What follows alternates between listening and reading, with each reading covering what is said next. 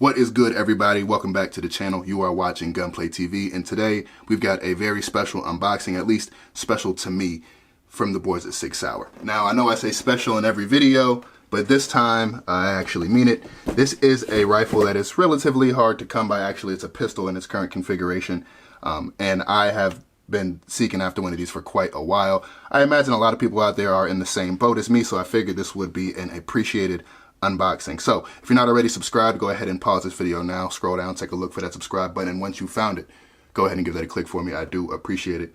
Without further ado, let's get straight into this box. Reach for the sky. Alright guys, so I'm going to try to keep this one relatively short. As I said in the introduction, this is a rifle or pistol that is relatively sought after now. As we can see, the seals have already been broken. I have opened this up at the FFL just to ensure that it is exactly what I wanted, and of course it is. Those of you who are of a keen eye will already know what this is, but as I peel back the plastic, we can see that this is the Sig MCX VIRTUS N556. And for the YouTube police watching, this is actually a Colorado compliant 15 round magazine. So this will be all that I use in my videos going forward as to stay as YouTube compliant as possible. So let's go ahead and get all this cardboard and styrofoam out the way, and we will get straight into it.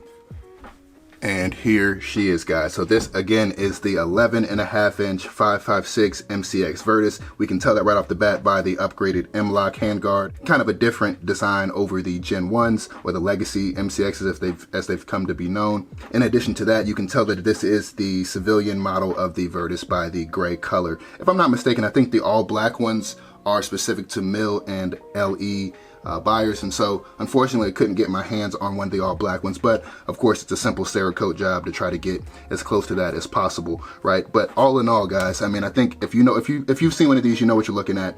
And forgive me if I trip over myself here as I go through this, because this is a gun that I have wanted for quite some time. So as we take a look around it, we can see right off the bat it is ambi. We've got an ambi safety selector on both the left and right side of the firearm there.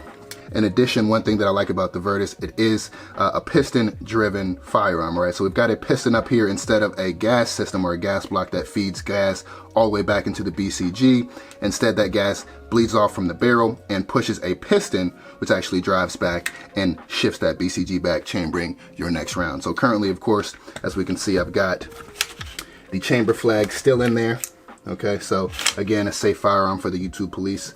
But all in all, y'all, this is something pretty special. So working from the back to the front, one thing that we'll notice right off the bat is going to be the pistol brace. Okay, so of course this is a folding brace, and we'll get into that here in a bit, but it's a brace just the same, which means this is, again, as I mentioned in the introduction, classified as a pistol. Okay, and so this particular platform, at least in my mind, lends itself well to an SBR, and of course that's just a matter of paying an additional tax to your government, which you've already paid a sales tax on the particular firearm. So I guess they're doubling down on us, but that's something that I think I will look into. Okay, and of course we've got the proprietary Sig Sauer Hinge. Now it just links in there with a Picatinny kind of rear plate, if you will. So other Picatinny style stocks and braces will in fact work on this platform, but I do like the way that Sig's got it set up and how these fold. Actually, we'll go ahead and do that now. So if I take this and lift it up and fold that down, and it folds very neatly against the side. So if I do go SBR, I'll probably try to stick with something that's relatively minimalistic, so I keep this very low profile. Flipping that back out, we can see again that we have an ambi safety selector, as we touched on previously. You do have a QD built into the receiver on both sides, which is of course a nice touch. And then carrying on in the spirit of Ambidextrous, we've got of course our bolt catch, bolt release. Now that is probably the only piece, or part rather, that is not fully ambi. So we've got a mag drop or mag release here, as well as on this side as well, but we do not have a bolt catch, bolt release on the right side of the firearm. That's something that I wish that they would have included, but neither here nor there. I am just happy to have one of these in my hands. Okay, so moving forward from there, or moving up I should say, we've got the upper receiver, which is a bit different from your standard AR-15 style upper receiver, in that if we take a look here, right, we'll actually see the seam. The upper receiver, of course, is this giant block here, and it carries all the way out to this particular portion on the Picatinny rail. Now the rail itself is just basically this piece all the way back, and so we can see that right? That upper is kind of further extended out when compared to your standard AR-15. That, of course, I think is going to lend itself well to stability. If you put an optic further out on the rail, you're not going to have to worry about that rail shifting and your optic or laser or pointing device of any kind losing 0. So that is a nice touch. Furthermore, we've got additional QDs there on either side of the rail, which I do like. I probably will still go ahead and invest in maybe a BCM M-LOK QD, just because I like those. They're very reliable and I don't want to mar or damage the rail if at all possible. Okay, and then underneath that we've got our 11.5-inch barrel. Now the 11.5-inch I think has become relatively popular, at least in this particular platform, because it's a good balance between your full length, maybe 16-inch or maybe even a 14.5, wherein you're not necessarily giving up as much mobility as you would be maybe with that 14 or 16-inch barrel, but at the same time you're not sacrificing too many of your, or too much I should say, of your ballistic potential as if you went maybe down to 10 inches or somewhere below 10.3. Okay, now on the tip here, of course, we do have the Sig Sauer flash hider. From what I've heard, it is very good. I probably will end up swapping this out for something from Surefire, just because I have plans to put a Surefire SOCOM RC2 on this particular platform. But all in all, I'm just happy to have this thing in my hands, as I've said before. Now you also will have the adjustable gas system there. Pretty much you've got full and a low setting, as I like to think of it. And basically I think, you know, I'll probably keep it on the standard gas setting for now until I apply a suppressor. From what I understand about this platform, as we see, I've not run it to this point. We've still got all the grease straight out the box on it. But as I understand it, there's essentially 2 gas settings, suppressed and unsuppressed. All right, and so of course currently it's unsuppressed. I will keep it as is.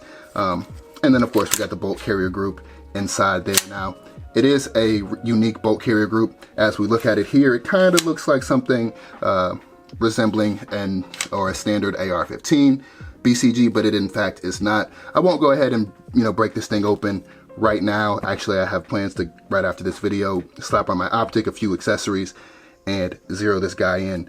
But stay tuned for a full review and breakdown of this particular build, what I do with it, what I swap out, what I change, and what I like and don't like about it. So as I said, I try to keep this relatively short. Let's just go quickly through the rest of the contents in the box, and then I'll get out of you guys' hair. So of course, as I mentioned, we do have the 15-round Colorado compliant magazine. This will be good just to keep on my table here for YouTube. In addition to that, in the box, you are going to get an Allen key, or a Torx key in this case, and what appears to be a muzzle device ring for locking down a muzzle device. We'll look into that here in parallel. In addition, you are going to get your usual literature, which we tend to not use, but I'll flip through it at some point, I imagine, right? We've got the registration card and all that good stuff, and general use and maintenance information here in the manual. Also, of course, you are going to get a gun lock, as we tend to receive with many of our new firearms purchases. Always good to have these in your possession. And last but certainly not least, we've got our Sig Sauer troll sticker, which you can of course lovingly place on your Glock buddy's truck bed or rear window. And with all that out the way, guys, that's pretty much what you get in the box, aside from a bunch of cardboard and styrofoam. As I mentioned before, I'm going to go ahead and get this thing at least pseudo equipped for how I want to run it. Still got some accessories that I'm waiting on. We will review those as they come in. I'd like to think of this as the beginning of a series. I plan to continue to revisit this platform, revisit the accessories, and make videos and reviews throughout the process. So if you like what you see here, if you're interested in the Sig Sauer MCX 11.5 VIRTUS, stick around. Make sure you hit the subscribe button so that you do not miss any further updates and changes that I make to this platform. And without further ado, y'all, I'm gone.